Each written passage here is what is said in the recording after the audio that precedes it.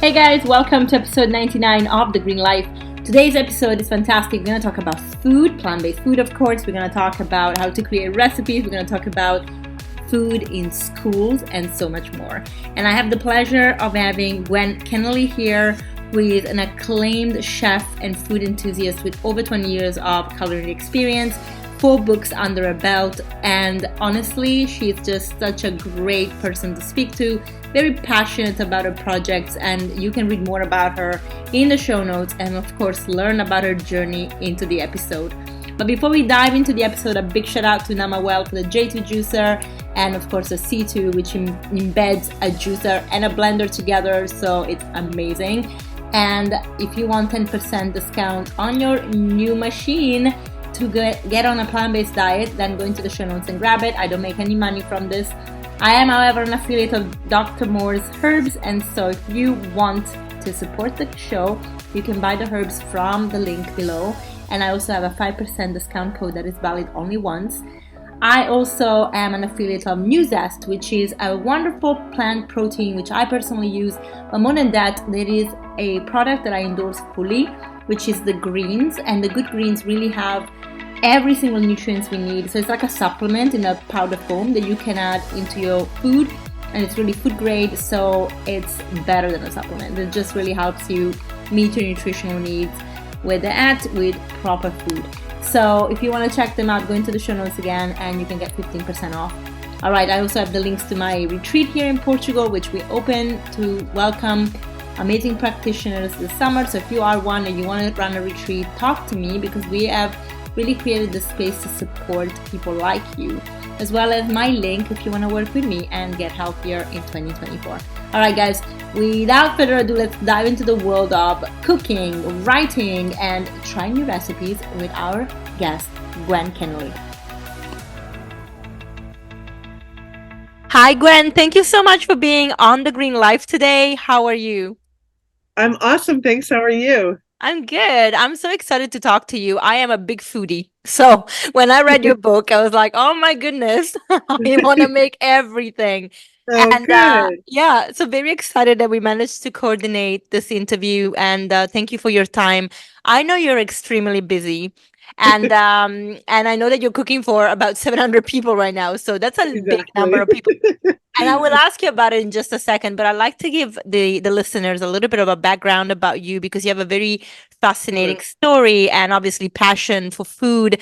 And I would love to talk to you about, I would like you to actually share how you became a chef and how you started writing books.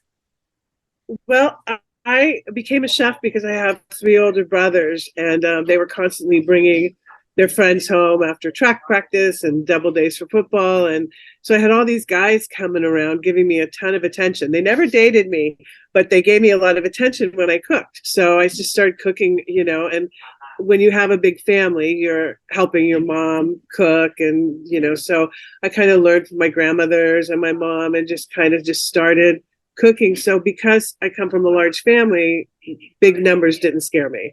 So when I got into college, we would do these fantastic dinners using a hot plate and a toaster oven. And again, the big numbers didn't scare me. And so as I grew as a chef and became, in the restaurant business and then into catering, the numbers just don't intimidate me. Even though they're not 10 people, they're now hundreds of people, but it's good. Yeah. Amazing. And obviously you evolved. I want to assume that you grew up on an omnivore diet, but that you Correct. evolved more towards a plant-based diet. And yeah, so I like to actually ask you about this transition where you saw that was necessary, or it became just something interesting for you that you wanted to explore, and then how that reflected in your writing. Well, my family, we grew up in Northern California in a real hick town, and we had meat probably every meal. We had bacon for breakfast or sausage for breakfast, then bologna or ham for lunch, and then dinner was always meat based. And although my dad loved gardening and we had a huge garden growing up, so we also had all the fresh vegetables and wonderful vegetables, but it was always that fabulous vegetable dish with meat over it. Mm. And so, as I started growing as a chef, I started and catering more and listening to LA, especially Southern California. A lot of people were vegetarian, plant-based, all different kinds of things. And I started to become fascinated with it. And I had a couple of really great clients who were plant-based, and they would say, I'm sorry, we can't do your food because we're plant-based. And so I started, funny enough, with desserts. I'm like, well, I'm going to make a plant-based brownie. And I made that, and the clients were, oh my gosh, best thing. Pretty much now I only do plant-based brownies, even for my other clients, because they're so delicious. And then, cookies, all that kind of stuff I started doing. And then I moved kind of into more of the entrees and side dishes and to all different kinds of plant-based food. And I just love it. It's challenging and fun. And, if I get a little bored with what I'm doing, I know that there's more vegetables and you can walk into the garden and start gathering and creating. So it's really, really fun. That's awesome. And having done this with your clients, did you translate this transition at home as well with your family, introducing them to more plant-based? Well, my daughter came to me at the age of, I think, 8, and she said, I love animals, all animals, and I never am going to eat an animal again. And I was like, okay. So then becomes a challenge of feeding a child that you're responsible for to make sure they get all the nutrients and everything that they need. And so she was a vegetarian for about 6 years exclusively. And now she eats a little chicken and fish sometimes. And, she's more open to different kinds of eating. But at the time, she was like, no animals, no animals. So she's a little activist even at the age of 8. It's funny you say that because I feel like children are much more in tune with nature and with other living beings. And of course, I'm not criticizing the catering, like the chefing that you do or any other chef does with animal products, in the sense that I understand where it came from. I mean, I wasn't vegan until 11 years ago. And before that, I wasn't even open to the idea because I didn't understand it. And I thought being vegan meant being a hippie. And I was like, I'm not a hippie. I don't live in a teepee. Right, I was very exactly. judgmental. And only later when I went plant-based for health and I started understanding the connection to animals, that I understood what kind of I guess um what kind of brainwashing I had been through my whole life, because my Right, parents were like, if you don't eat animals, you're going to be deficient in protein, you're going to die, basically. And of course. instead, we can thrive on plants. And I think the Right, beautiful thing about people that are transitioning later like us is that at least we have understood that there is a bit of programming in the mix, and that perhaps we can go back to that innocent that is like, let's connect to other living beings, but also let's have fun with our food. And I think that's exactly. really what comes through in your book. Like the latest one, it's very playful. Like the recipes are very different that I've seen in many other books. They use ingredients in a very different way. They quite original. And you try to kind of implement that approach that perhaps an omnivore would have when they cook, but actually using only vegetables. And I think that's really fascinating, because someone like me that actually loves cooking, I do get bored with recipes sometimes, but here I was really fascinated by the different tweaks. And of course, you have the classics, like the avocado toast, for example. But Right. I love that with the whole toast selection, then you had like a ricotta strawberry one that is like a cheesecake, right?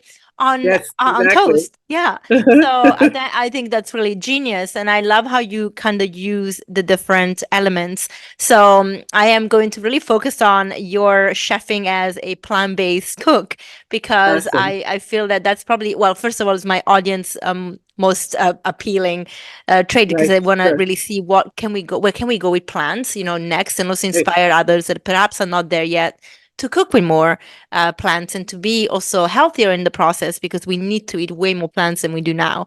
So Absolutely. I love to talk to you about your where did you get your inspiration? I know that you obviously said you were approached by clients that were already vegan and they didn't want to have animals on their plate. And you had to get creative, I guess. So no, it probably is a time where there wasn't so much as there is now Right. available. Totally. Yeah. So I like to know, how did you come up with the ideas? Where did you find the information, the inspiration to write the recipes? Well, I think when I started, I kind of would take classic recipes and convert them. I remember doing a birthday party for a client, and he wanted sloppy joes, but he's plant-based. So I was like, well, how can I make sloppy joes out of plants? Because it's a meat-based dish. So what I did was I took the flavor element and the spice element. And I thought, well, lentils would be really nice because they kind of are sloppy, right? Mm-hmm. And so I made this lentil sloppy joe that everybody was like, oh my gosh, this is the best thing I've ever eaten. And it's really interesting when you go to a place where you're serving plant-based meals and the non-plant-based eaters enjoy them as well.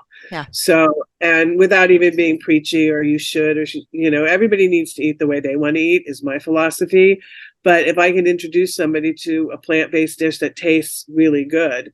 And then I started thinking, well, if you're not a meat eater, you're choosing not to eat meat, why would you want copies of what you used to eat? So then I started transitioning into creating new things that didn't exist and different kinds of things and using different kinds of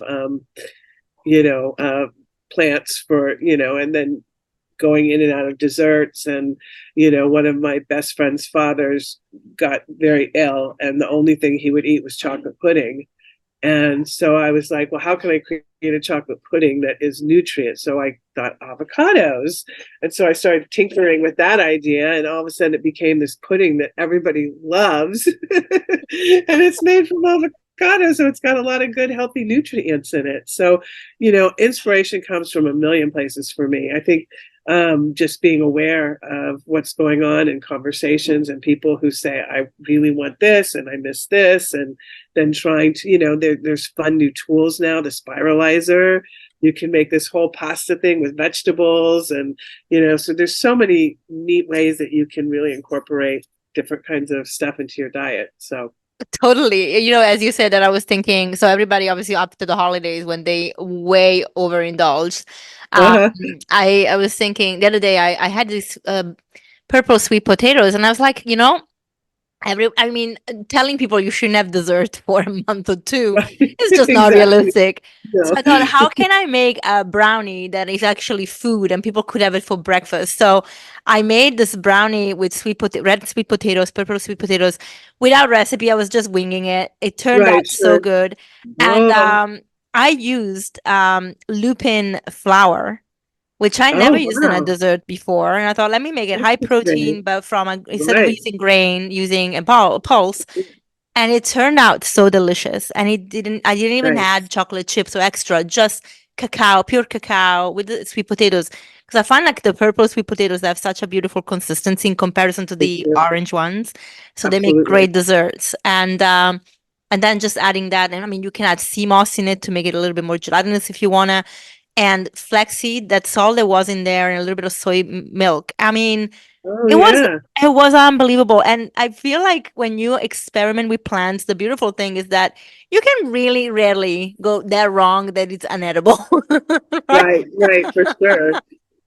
So it's really fascinating to play around with those recipes. So I understand where you're coming from. And Yeah, for sure. what was the first recipe that you remember making completely like out of your hat, like really thinking, "Yeah, I'm just gonna come up with something." Um, Probably, I don't know which one was it. There's so many of just, like, wow, this has to be really special and really good. I think any of the soups that I do, I just love soup. So I love playing with different kinds of soups and textures and, and baking, of course, I love. And I just love the whole process of creating Mm. different dishes. And then, again, I had somebody's birthday that they wanted crab cakes. So I was like, well, what do I do? And, there I saw people doing garbanzo bean crab, and I was like, no, that doesn't work. And then I realized jackfruit. So I started playing with jackfruit. Now, jackfruit right now is really something that is interesting to play with because it takes on so many different consistencies and flavors of whatever you're using. And I'm not a huge proponent of tofu. I think soy in its purest form is amazing, but once it starts getting genetically modified, which is most of the tofu, it starts getting a little bit shady. So if I can replace jackfruit for tofu, and then looking at other ways to get protein and whatnot. So yeah, it's I don't know which the first was, but I do know that there's been many, many, many of them, as you know from my book. Yeah, totally. I must say that even a classic, I mean, minestrone that you have in your book, right? I struggled to find a minestrone recipe that was a little bit more appealing, but I really loved reading through yours, and I'm like, oh my God, I would totally make this because it has like a little twist. It's just like very special. It holds very true to its Italian roots, but it has like a couple of ingredients that are extra, and then the way that you make your Parmesan cheese to go on top, it's fantastic. So you still get that kind of very nurturing and comforting taste Right. of the soup, but it's got a spin to it. So I can see what you mean. It's you and it's really difficult, I guess, once you start experimenting with different things to really pinpoint which ones are, the first, because actually I feel like when you create a recipe, sometimes you just like, oh my gosh, I can use this and that and that and that, and Right. it develops in your mind even before. Yeah, but also it develops over time. I mean, Yeah. I've made certain things one way to start, and I've written the recipe, and it used to take me hours and hours to write a recipe, and now I can pretty much I know the structure, and but when as you're making it, you might run out of something and go, well, I'm out of that. What if I use that? And oh my gosh, that's even better. Yeah. And then you add that, and then you start, so recipes evolve over time. There's stuff I'm doing differently that even in my first couple books, and I'm like, oh, now I've made it better. So I put it in a different book, because it just evolves. Actually, let's talk about your book for a second, or your books for a second. There's obviously it's very different to, cooking for a family, then moving into catering and having a restaurant, and then even writing books. Because now you're opening, when you are creating in your own space, you are the master of what's happening. But when you are creating recipes for the world to make, you truly have to make sure that people can follow the recipe and can have a good result, even if they're not good cooks. What inspired you to step out of that comfort zone of making the food to actually writing about it? Well, people kept asking for the recipes, and I'd be like, I don't know. So yeah, I'd like to talk to you about your books and how you transitioned from making the recipes to actually writing them, and how did it go for you? How did it feel to put pen to paper? Oh, it was horrible. It took me forever to write a recipe because so much of what I do is so authentic and just comes from the gut. Like I would be, oh, well, I don't have rosemary, I'll use thyme. I don't have a lot of garlic, so I'll do garlic in it, so you kind of mix and match. So to sit down, it was painful to sit down. Plus, I didn't understand the structure of a recipe, and to go from what you do first to second to third, in order. So it took me forever, and I'm just grateful that now it's a lot easier. Yeah, you build a muscle. Yeah, you build a muscle, and I also create recipes. As I'm creating, I'm thinking about how I would write the recipe, because pretty much everything that I start making now, I'm creating recipes for. So amazing. And can you introduce the audience to your 4 books? Now, obviously, we have 4 that you have published, and it's quite an achievement. And I know, as you said, writing recipes can be quite an undertaking. And I mean, even if you're an expert writer, I know you even think about now measurements become, especially if you become more popular in different places in the world, you have to consider that some people use metrics, others don't. So it becomes a little complicated. Tell me a little bit about your books, and if you have seen any evolution from the first one to the latest. Well, the how I met my publisher was I had this idea about cooking with a baby on your back. My daughter was a baby, and literally I would be, and she'd be in a, the Bjorg thing or on a backpack, and how to be able to like cook and do your things with the baby, but creating really interesting foods. And that included making baby food, going to the farmer's market every week, and then put her down for a nap and make all of her baby food. And then, just creating all this different stuff. And my publisher was like, that's really great, but we don't want to exclude people who don't have children, because there's great recipes in this book. And somebody might look at that and say, oh, it's a kid's book or for cooking for kids. Yeah. So she said, well, why don't we it was 2011, and the big rage in the food world was looking towards sweet and savory. So recipes that were both sweet and savory. And she's like, let's start working on that theme. And so, which is really fun. And it went from appetizers all the way through cocktails. And we came up with, and how fun plant-wise, the savory of lavender and rosemary in mixed with sweets. And I mean, it was just so much fun to write and to work on. And then we realized that there was a big community of people who were not eating meat. And I had been, working with my daughter on that for many years.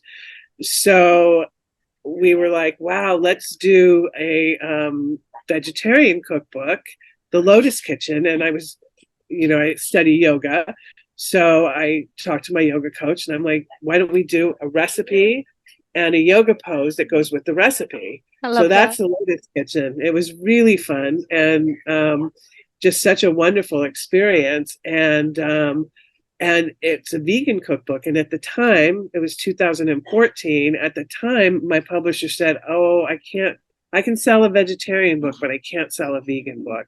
So how much we have evolved over 10 years time, where now people are like, I want plant-based. Vegan has become kind of the word of like, oh, that's a bad word, Yeah. But so to get people on board and excited calling it plant-based, I mean, is amazing to me. It's life affirming, the term, plants equal life to me. So it's a very life enduring term, so, and then we moved to 2020, and it was actually about 2017. And she was like, let's do the second version or the part 2 of The Lotus Kitchen. And I was like, that wasn't resonating to me. And I thought, I just completed doing a Thanksgiving dinner where half of the family wasn't going to come because they wouldn't stay if there was meat present. And then the other half of the family was like, we can't have Thanksgiving without a turkey. And so I created this whole menu that was plant-based except for the turkey. So all of the sides, and everybody felt so well taken care of that they had this joyous celebration that almost didn't happen because people had their stances on what they would allow other people to eat while they were eating. And it ended up being, to me, like, oh, people just want to be heard and acknowledged for the way that they're eating and have good food for them. And all of a sudden it was like the inclusive table, that just the title came before the rest. It was like, we need to include everybody. We need to have this table that includes, because I look at my own family and we've got celiacs, we have, plant-based, we have, all different kinds of eaters. And we have to honor them all. So when we get together, so it's important to me. The inclusive table was very important to me. And that has got a great plant-based section, as well as a gluten-free section, and paleo or keto, because that's a huge diet here in the States. So we have kind of covered everything. And then I went back to the beginning, which my roots in vegetarian and plant-based cooking for Plantastic. Yeah. And so I love the title. I love the title. My publisher had a dream. She's like, I just saw the cover of this book, and it's the world, and it's Plantastic, and she's like, do you think you could write that? I'm like, yes, of course. I love that idea. So she saw the cover in a dream before I even wrote one recipe for that book. Wow, I love it. And you know what I found interesting with this book? You didn't actually take photos of the recipes, but they are all drawings. They're all beautiful drawings. Why did you choose to do that? Well, I think so many recipes you do. I mean, the Inclusive Table has gorgeous photos. I mean, and I love the look of that book as well. And I love photos and I love these beautiful things. But most people don't achieve that. It Mm, doesn't get the right height. It doesn't get the right melt. It doesn't, it's the food is wonderful. They followed every step of the way of the directions. And I think it gives these false ideas. And many, we didn't do it, but many cookbook photo shoots, they're using shellac and using mm, this and that to make things, you know. It was like there was one picture that we did and we were like, it was an avocado toast with an egg, and we wanted the perfect drip of the egg, and you know, you just had to just stay forever until you got that. So there's something wonderful about that. But for Plantastic, it just felt like I want art.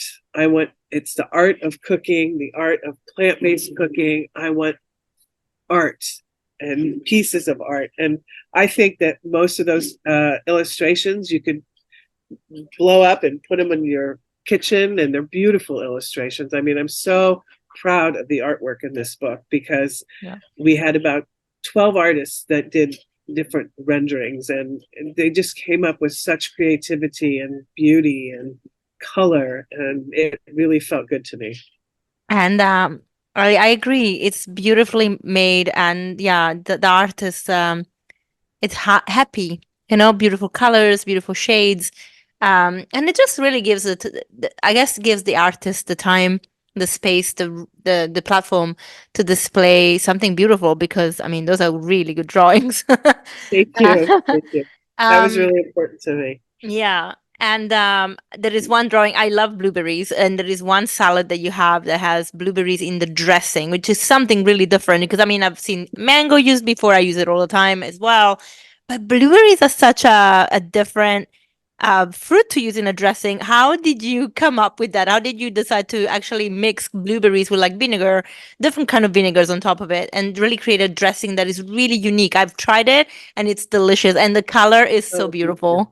Thank you. I agree. And I think it probably was. I thought I had a mango and I didn't. Or, you know, it's like, okay, well, I need something, you know. I mean, that's the beauty of catering. You're constantly like flying by the seat of your pants. So Yeah, yeah. you have a big, I grant myself permission to like just try it. And if it doesn't Mhm. work, which many don't, you just go, okay, well, that didn't work. What else? And so, yeah, and then once you put the blueberries with the vinegar and add the rest of the color is so gorgeous. I was like, I just want to sell it in a jar because it's so beautiful to look at. Totally, totally. And you've done this with every single recipe, especially in the salad section, using different citruses instead of the traditional, just, you know, lemon or lime, and Right. really creating a beautiful array of fruit-based, I would say, dressings. Um, and you know, I just feel like when you use ingredients like that, you just give the opportunity to people to know that ingredients can be used in a more creative way. Right. Almost gives the permission to someone in the kitchen to just not really feel restricted. And I love that you say, you know, probably I used blueberries because I didn't have another fruit that I wanted to use. Right. And that thinking is really important. I feel like sometimes you have some chefs that are so dogmatic about their recipes, and Right. it can really make people feel insecure about their skills in the kitchen, doesn't it? Right. It does, absolutely. And that's the last thing I want people to feel. I want to empower people to be like, wow, I don't want to use a blueberry. What about a raspberry? You know, Yeah, and yeah, that's probably a gorgeous color too, you know. So I yeah. agree 100%. I don't like the rigidness of a lot of this recipe has to be followed. Baking, sometimes, as long as you get the right balance of the leavening, and then people say you can't change baking. Well, you can, for sure, but you It's have to make harder. sure it's a little harder. Yeah, you just have to make sure you have all the ingredients that you need to, but you could trade a blueberry for a raspberry pretty unscathed, right? Yeah. I mean, I told you the good story about the brownie earlier, but let me tell you, I'm a terrible baker. So when I bake, if I ever do, because I don't often do, which is actually why I gravitate towards mostly raw desserts, because those are really easy to mess up. But Exactly. I really struggle with the concept of changing anything in baked goods because, especially bread.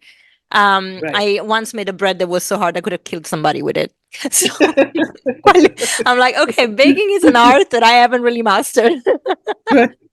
So Well, practice, practice, practice. I know. And the thing is, we don't want to practice because we're so afraid of it. I was like, well, when you make a weapon, you should be afraid. Exactly. But Getting hired by the government. yeah, but that was my take on bread. I was like, okay, well, I'm not baking bread. So that was it for that. But brownies are kind of flexible because I feel like it's really hard to mess it up because of the consistency. But things that need to be fluffy and right and raised very well, I'm really afraid of them. But when it comes to savory, I am all about experimenting because I grew up with my grandmother as well. Like you have looking and observing and really enjoying the different recipes that she was making, right? She was always cooking for everybody. So that was Right. really nice. In fact, we have we have a retreat here in Portugal, and actually, one of the beautiful things about your book is that I already I already bookmarked some of the pages because in when we start retreats again, I am definitely making some of your recipes because they will be a Great. hit for sure. And Awesome. yeah, I love that because it's like wow, so much inspiration. But of course, it's I was when we were talking earlier, and you were like, I'm cooking for 700 people. And I'm like, oh my God, I'm cooking for like 12 people. And it's, of course, when I cook for 12 people, the food is for 20, but Right. I Of always course. overcook for Yeah. everything. But, it's a lot of work. And I respect you so much for having the skills, the organization to cook for such like a vast amount of people, because I know that you don't only, I mean, obviously you cater for private clients, but also events and schools as well. And I like to actually go into your work with the schools because I think it's such an important thing, especially as you bring the message of the book into a place where young people are learning how to eat better food. Right. Well, um, Alice Waters, who has a restaurant in Berkeley called Chez Panisse, created the I think 35 years ago now, the Edible Yeah. Schoolyard project, because she was walking with the principal of the middle school and saying, why does the middle school look like this? And why is it all cement? And the children have, and then she looked at the menu and she's like, I can't believe that our children are eating this. So she created the Edible Schoolyard project, which in Berkeley is acres of crops and trees, and the kids get to go in and study what's happening in the garden, both for food and just nature.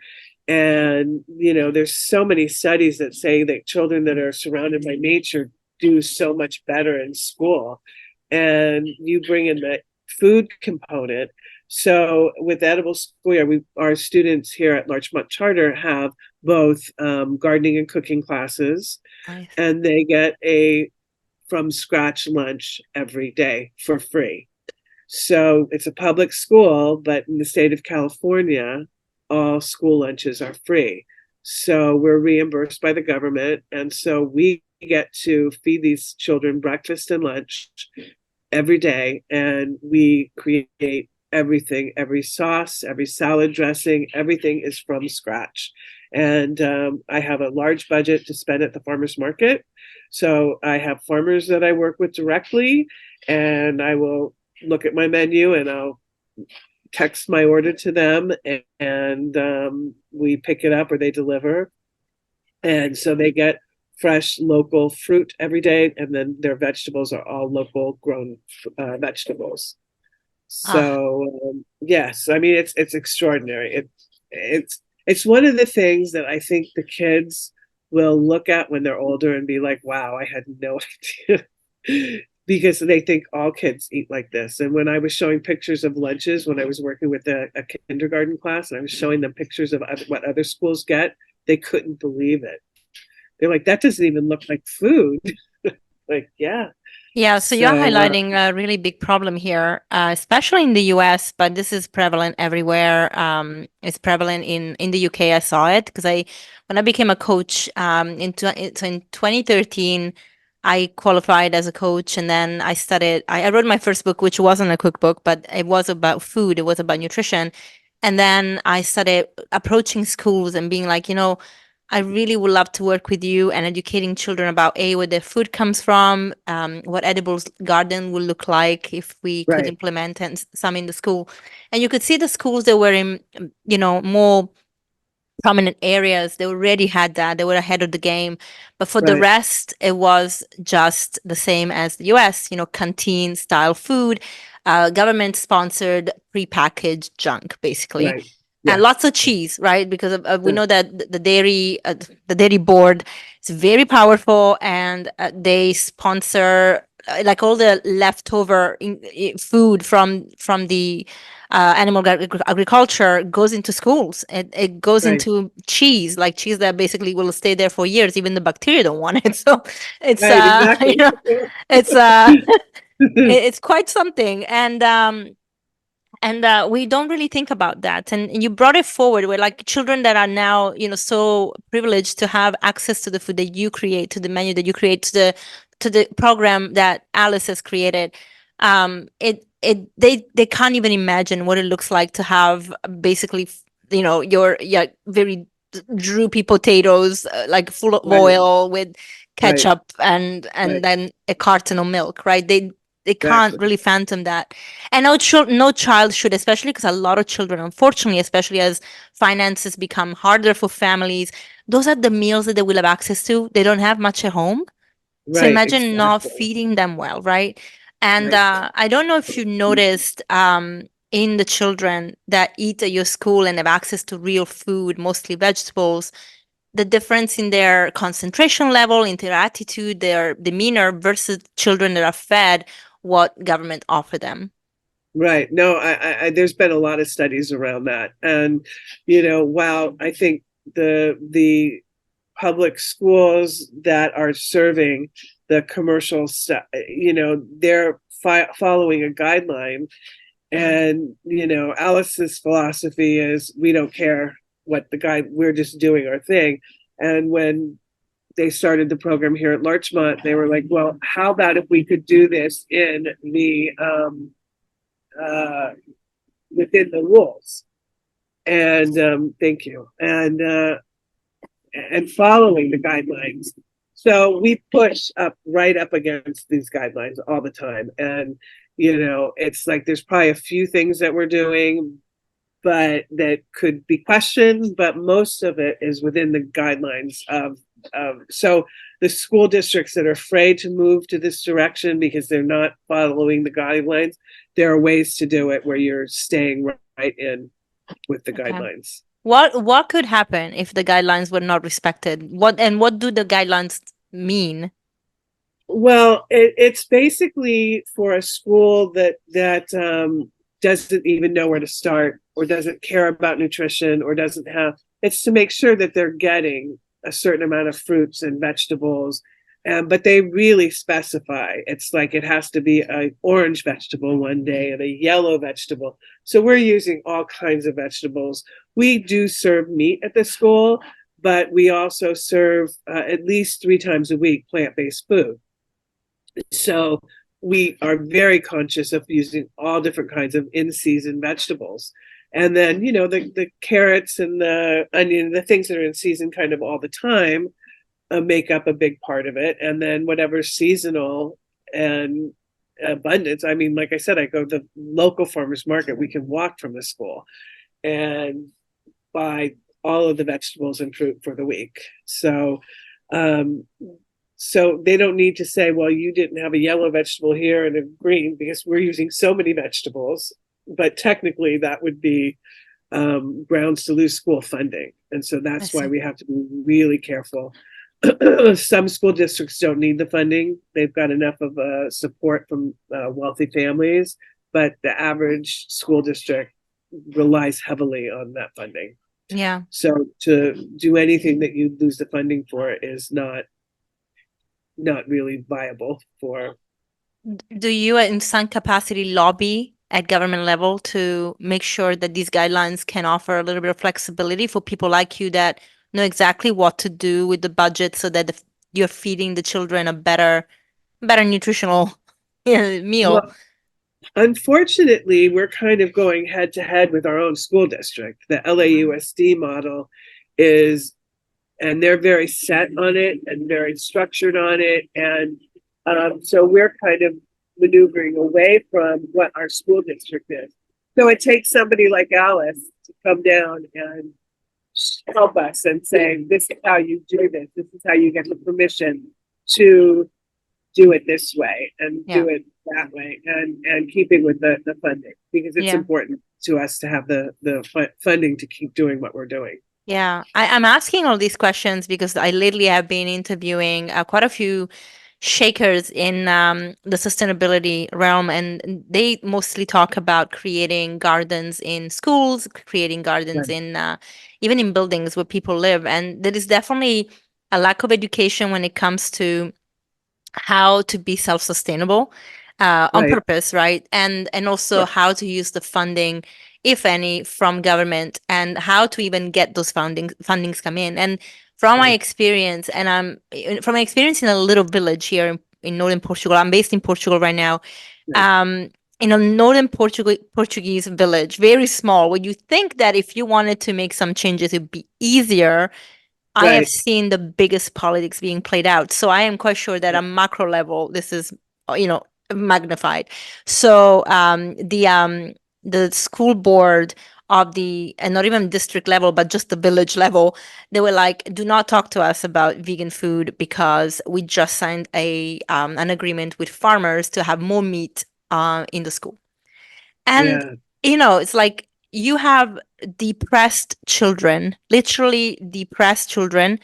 There is obesity that is happening with these children who, should be active and lean and happy. And don't you see there's a problem giving them more animal products when this is what they eat at home already? Because unfortunately, culturally, northern Portugal especially eats a lot of meat at every meal. Just like mentioned in the beginning when you used to do it as a kid, like this is what they do here. They have a salad, they have a soup, but otherwise it's mostly meat. Portugal eats 30% more meat than the guidelines advise. So that's quite a lot of meat. And they're pushing it in schools now because of the agreements that they have with farmers.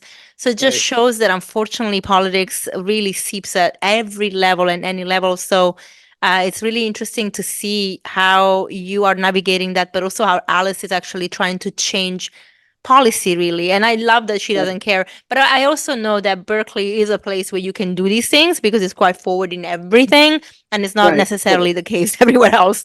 So she's in a position that it's accommodating her mission much more than you would be, for example. But she's such a fighter, and she's so willing to go to bat for anybody who is working with these models. I mean, she's amazing, and I'm so grateful that I have this opportunity to learn from her and learn and be more tenacious and stand up more for, what I believe, and making sure that these kids eat really great, healthy, wonderful food that they enjoy, that tastes really good, Yeah. So it's, and there's a certain amount of reverse peer pressure.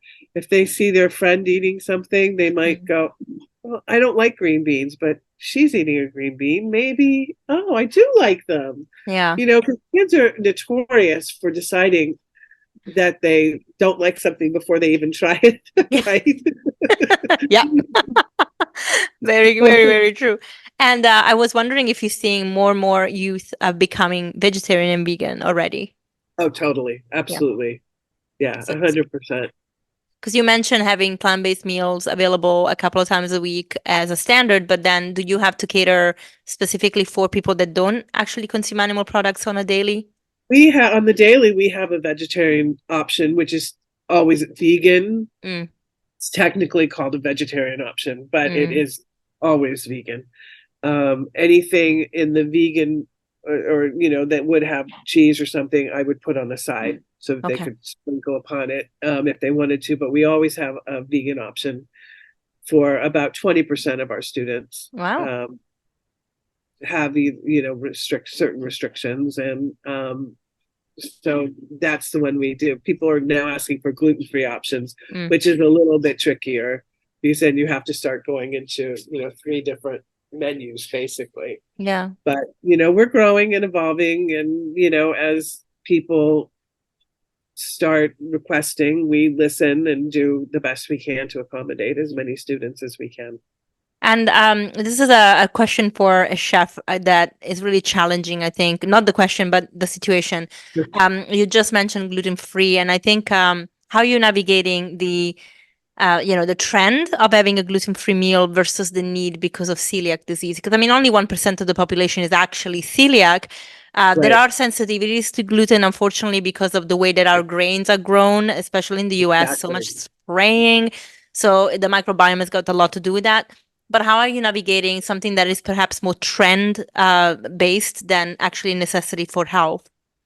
Well, you hit a really good point that most people actually aren't gluten free. They're more or celiac. They're more have reaction to the sprays and the weed whackers and stuff that they spray all over our grains. Um, Depending on if it's a catering client that wants gluten free and they're willing to pay for it, then that's a whole different ball game than trying to steer away from commercial gluten and commercial wheat Mm. um, without having the price point of if a client wants me to do something completely gluten free and they have the means to do it, it's super easy and amazingly creative and fun actually. Mm. But then the challenge becomes like, how do I incorporate it for the family that can't afford it, and Mm. how do we figure out and navigate you know so it's teaching them about grains and beans and other things that are filling without gluten. Yeah, brilliant.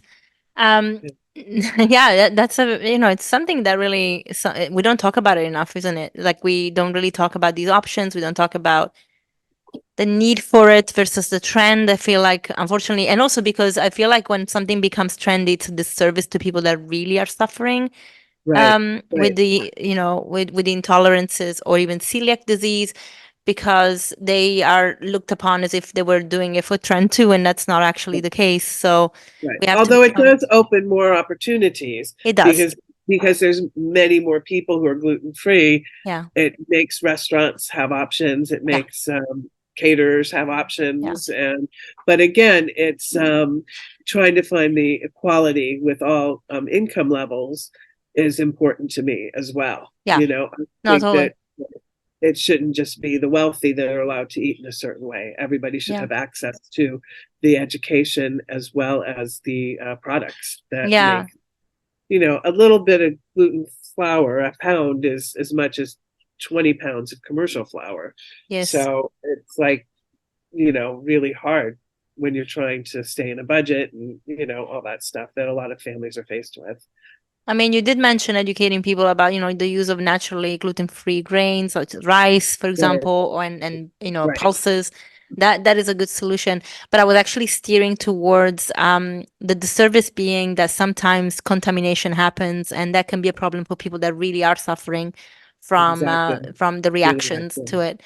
Right. And, Yeah. and so that's something that you probably have to navigate, understanding if there are children in the school that are really celiac, how do you navigate creating food for the rest of the student body that doesn't have reactions versus the Right. people that do. So that must be quite challenging, especially with the number of people you're cooking for. Oh, absolutely. And it's a work in progress. We have better days and worse days. Yeah. We do our very best to accommodate everybody and all of their dietary needs. And, I'm super open, and I'm not one of those closed off, like, this is my kitchen, this is the way it is. Yeah. I'm very open to talking with parents and coming up with solutions for their kids. Yeah. Fantastic.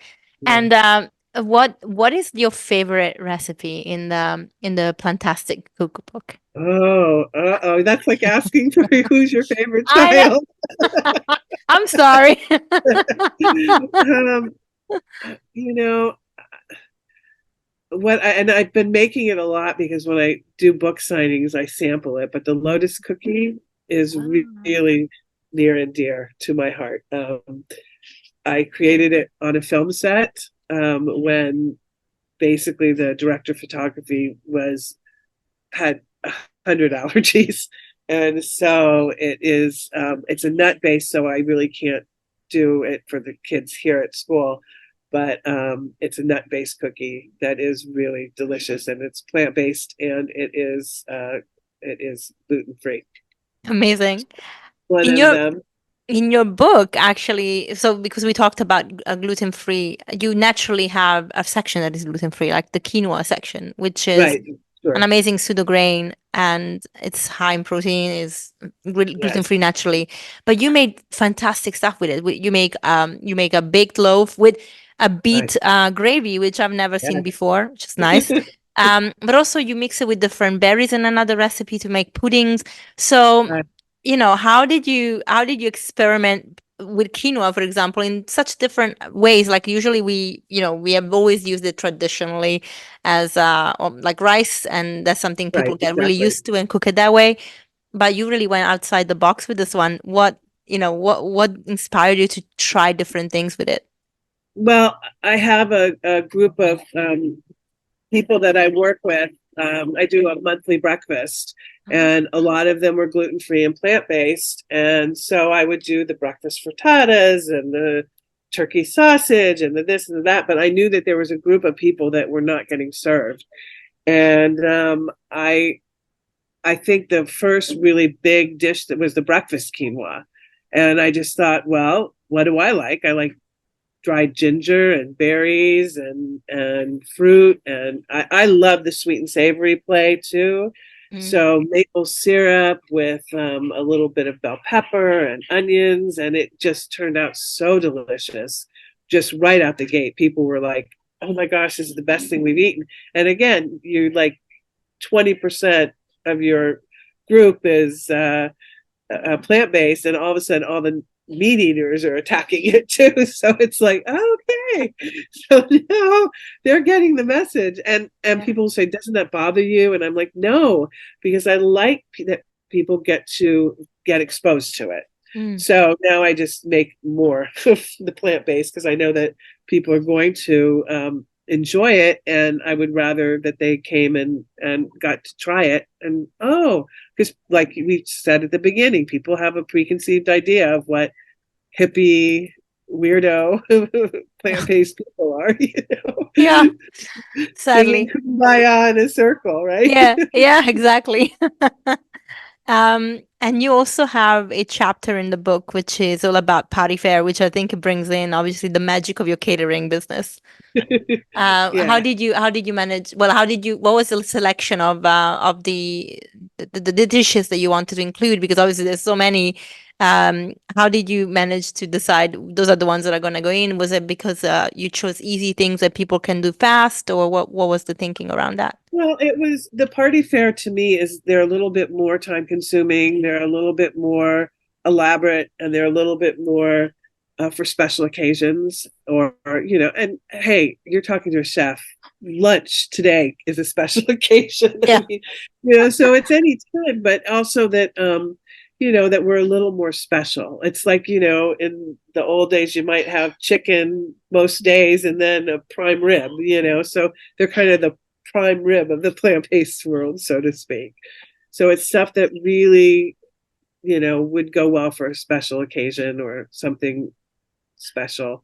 We're working now, of course, on Valentine's Day. So we are creating menus from the book for different holidays, which is really fun. Yeah. Easter coming up, and the barbecue season, and then the holiday season. So we've got there's lots of ways of combining those recipes that really fit in nicely too.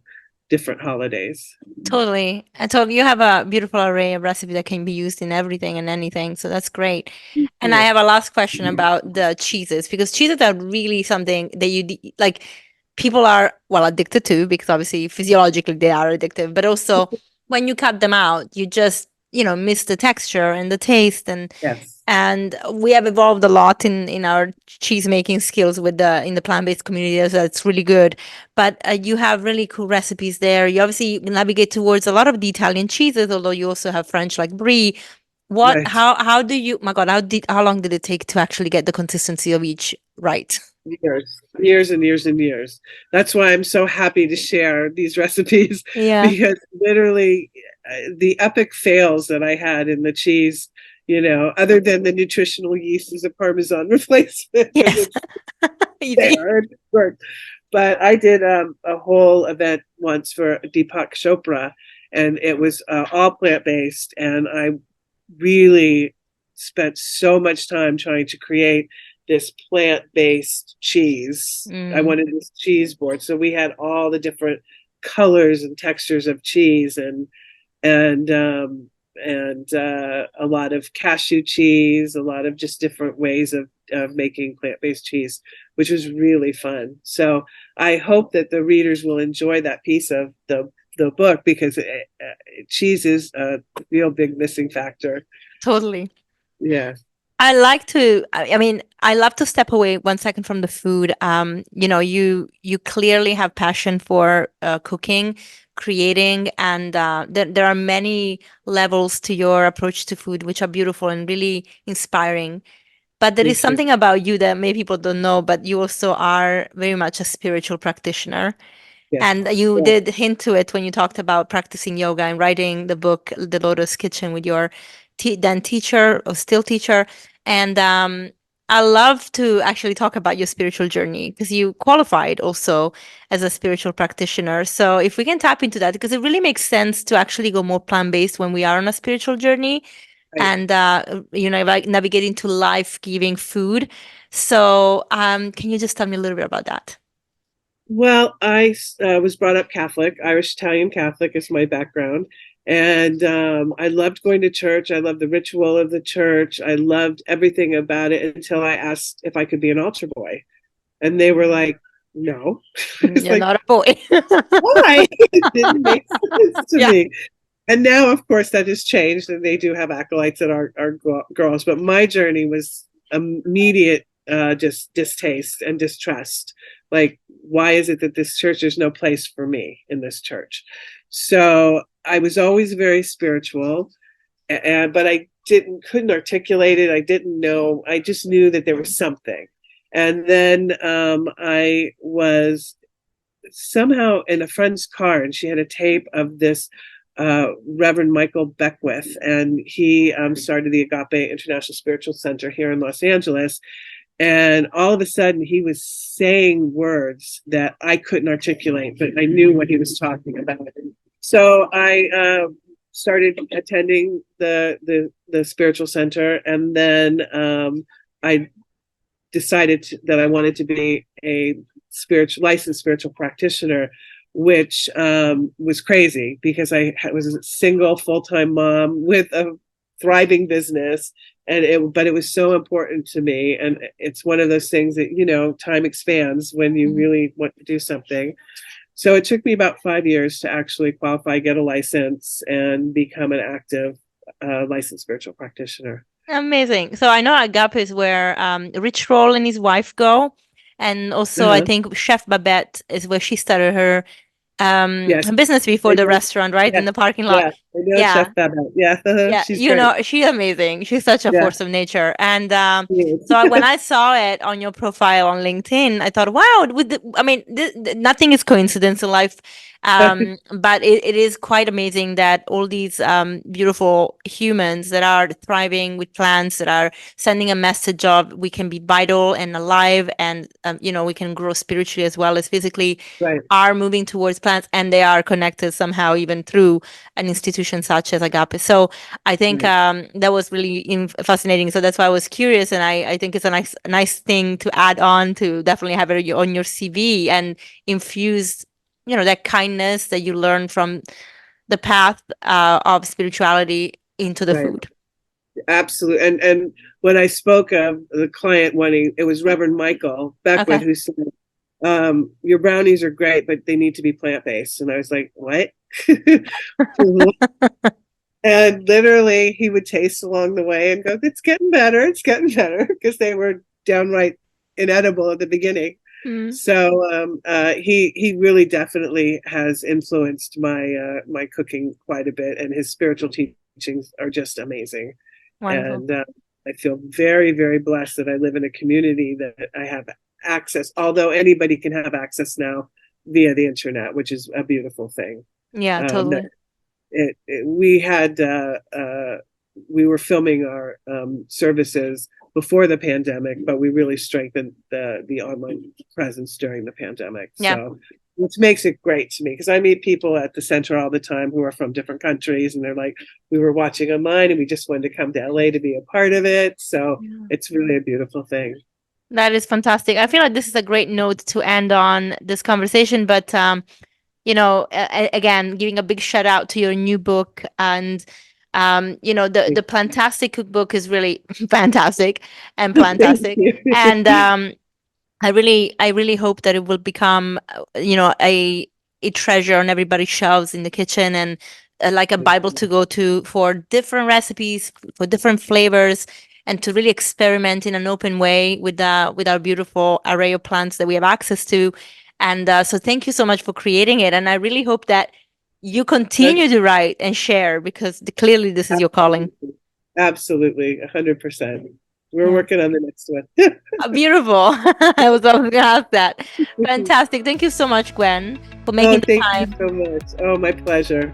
My pleasure. It's lovely meeting you. You too. I'll talk to you soon. Bye. Take care. Bye-bye. Thank you, Gwen, and thank you everyone for staying on to the episode. I really hope you enjoyed it and you find yourself drooling over some of the recipes we talked about. I can promise you this book, the Plantastic cookbook, is fantastic. I haven't read the others, but we talked about it and they sound amazing, especially the Lotus cookbook. And I really want to urge you to support Gwen in every capacity you have, whether it's buying her books or following her on social media. Make sure that you tune in, because she really has her heart in the right place, supporting communities and especially schools to have the right meals, really navigating a very difficult situation when it comes to landscape of politics, even at school, trust me. So I'm very happy to have had this conversation. If you want to know more about Gwen, go into the show notes. I've listed everything there for you, and I look forward to hearing your feedback. If you enjoyed this episode, make sure you give us thumbs up, share it in whatever way that you can with your friends and family. Make sure you tell people about it. Give us some ratings on the platforms you're listening to so that we can keep on growing. And I look forward to seeing you next week. Bye.